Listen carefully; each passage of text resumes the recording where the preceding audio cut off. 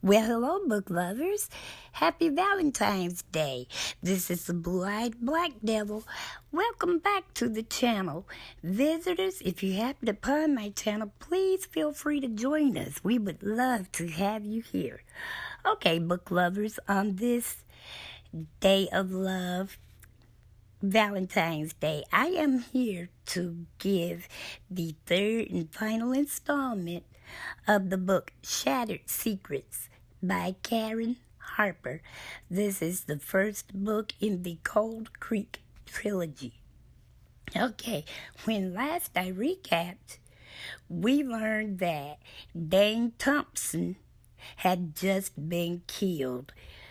Tess Lockwood was at the pet cemetery when Dane pulled up and got out of his truck. He was on his cell phone talking to someone. She thought he was going to his house or at least a veterinarian clinic, but he didn't. He came to the cemetery. She thought that he saw her, but he didn't. He walked right past her to the cornfield that she herself had been abducted from 18 or 19 years earlier. She heard the big bang as she heard Dame yell no, and she saw him fall, but she didn't see who the culprit was. Okay, let's get on with, like I said, this is the third and final installment of the Shattered Secrets book. Okay, Gabe and Vic are discussing who could have killed Dane and why.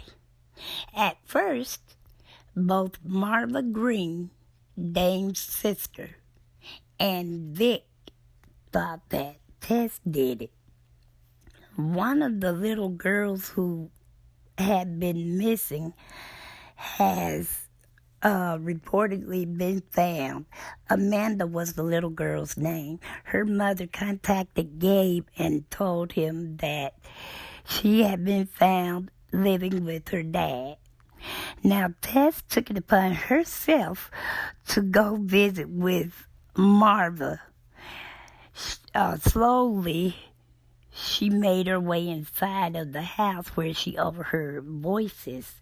She saw a female and some men in a room. She realized that this was a meth lab. The group, when they spotted her, the men wanted to kill her, but the female convinced the men not to kill her, so they tied her up and gagged her instead. Now, Gabe made his way out to Marva's and freed Tess. She told him what she saw there. Gabe confronted his secretary Ann's brother, Jonas Webb, about the meth lab. When he showed up at his office with Jonas in tow, Ann didn't quite know what to think. Gabe ordered her to write out a statement saying how long she'd been giving her brother heads up on the investigation. Tess, after all of that happened, now remember in part 2, Maurice Owens had tried to discourage Tess from being involved with Gabe or any of the investigations into the kidnappings. Then he gave her father's phone number. So now Tess, who along with her other 2 sisters had been estranged from their father since their parents had gotten a divorce. But now Tess called her dad and she told him, that she was back in Cold Creek initially to sell their childhood home, but she also wanted to open a daycare there. But mainly, she was there because she needed to seek closure for her own kidnapping 18 or 19 years prior. Excuse me. Gabe and Maurice Owens are discussing, my goodness. Let's try this again. Gabe and Mayor Reese Owens are currently discussing the latest kidnappings as well as Tess's. Gabe told him about the arrest of Jonas Webb in the meth lab. He went on to imply that he knew that Mayor Owens had been prosecuted as a teenager for a sex crime. The mayor was outraged because I think that they tried to have whatever he did as a teenager, they tried to have it redacted, but somehow Gabe got the info. So the mayor threatened to have Gabe fired if he continued to pursue his past transgressions, but Gabe didn't flinch. Tess and Vic went to the Hear Ye Communes. I still love the name of that one. But they went there to see her cousin Lee and his family. But they ended up running into Bryce Munson instead. Remember, Bryce Munson is the leader of the Hear Ye Commune. He told her that she could visit with her cousin, but it would have to be the next day at noon. Gabe went back to the library to question Etta Falls some more now. Etta Falls is the librarian. She told him that the pistol used in Dame's disposal could very well have belonged to her family. Gabe received a phone call from Vic telling him that he had gotten a phone call from Maurice Owens' former housekeeper, Ruby Purtle. She said that Mayor Owens had a cabin no one knew about, including his wife. She said she was fired, but she was given a big payoff and a good recommendation. Now, on the way in search of this hidden cabin, Vic told Gabe about a couple of child-sized graves that he and Tess spotted on the grounds of the Hear Ye Commune. Tess was at Gabe's office manning the phones. On her lunch break, she decided to go back to the library to retrieve a book that Etta wanted Gabe to read. Etta took her to the bookmobile, supposedly to get the book, but instead she ended up taking something from a brown paper sack and jabs Tess in her neck with something in a syringe. Etta calmly told Tess that she had to subdue her because she couldn't risk her remembering anything else about her being kidnapped. Meanwhile, Gabe and Vic located Mayor Owens' cabin. They shot their way inside, only to find nothing but article after article on the TV show The Biggest Loser, and markings on the walls reflecting the mayor's fluctuating weight.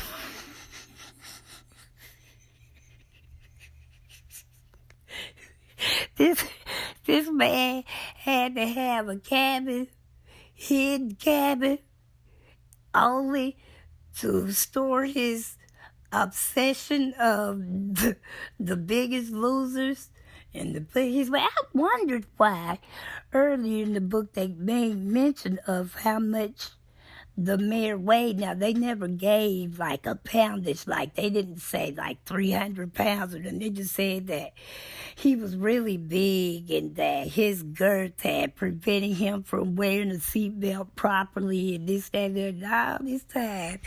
This man is running around here researching and archiving articles from The Biggest Loser and marketing it his weight up and down on walls all over the cabin. Oh, well. Okay. All right. Etta bound and gagged Tess and threatened to put her underground with the bones. Now, when she said that, the memories came flooding back to Tess at once. Etta took Tess to a room that Etta, called the book barn. She kept telling her that she shouldn't have broken the window all those years ago and then tried to run. Etta said her mother, whom she called Mama Sybil, hit her with Mr. Mean. This is when it dawned on Tess. Remember in part 2, Tess, she recognized a scarecrow that Gabe had reconstructed based on Tess's memory, and Tess said that the scarecrow was Mr. Mean. That was the name given to the scarecrow. Well, it wasn't Mr. Mean, it was Mrs. Mean, and it was made in the image, apparently, of Etta's mother, Sybil. Now, this is what I don't understand. Well, I guess I do, a little bit. But the scarecrow was supposedly made in, to resemble Sybil. Now, true enough, Sybil, I think, was on up in age. She was well over into her 80s, so she didn't get out anymore. That, I guess, is the only thing that would justify or explain why no one else in the town didn't recognize that the scarecrow looked like Mama Sybil or Sybil Falls. Maybe Sybil hadn't been out in decades, and maybe people, and they didn't have company, and maybe nobody had seen her. I don't know. But that's the only reason I can think of for why no one would notice that the scarecrow looked like Mama Sybil. Okay, anyway, back on with the telling of the story. Etta said that her mother would hit her with that same scarecrow whenever she thought about how Tess had gotten away. And then Tess herself remembered that Mama Sybil used to hit her with the scarecrow whenever she cried for home, or if she didn't want to be cuddled up and read to. Wow. Mama Sybil was nobody's joke. Now, she was also in a wheelchair at this time, so, well, by the time, I don't know when that lady got in the wheelchair. It's all kind of jumbled up, but, yeah, she was mean to them, and she was just obsessed with reading. I guess she felt like everybody ought to want to read. So anyway, Etta took Tess to her mother and Sandy, one of the other missing little girls. She confessed to burying Jill. See, when we first started reading the book, there were 3 little girls that had come up missing: Jill, Amanda, and Sandy. Now, Amanda has been accounted for. She's living with her father. Sandy, we now know, is with Mama Sybil. But now Etta has confessed to burying Jill, the other little girl, in her family's cemetery out in back of the house. And she also admitted to killing Dame as well. One little old lady just reaping havoc all over town. Gabe and Vic have returned to find Tess missing. Etta returned as promised just before dark to take Tess to Sybil and Sandy. Tess pretended to be heavily sedated during the move. Now, Tess smiled to see that Sandy was still alive, but just as shocked to see that Mama Sybil, she was dead also. This woman, Etta, Sybil's daughter, had constructed a large wooden doll and gave her some yarn hair. All I can think of is like Raggedy Ann and Andy hair, that color red, and that old rope or yarn-like hair. This lady has constructed this thing and put it in a wheelchair. And she's still living as if Mama Sybil is still alive. Now, when Tess tried to question Etta about all of this that's going on around her, she was hit over her head. When she woke up, Sandy was in her face crying, and together they began plotting their getaway. Tess managed to slam the door against Etta, knocking her to the stair landing below. Back and forth they went until they, meaning Tess and Sandy, were free.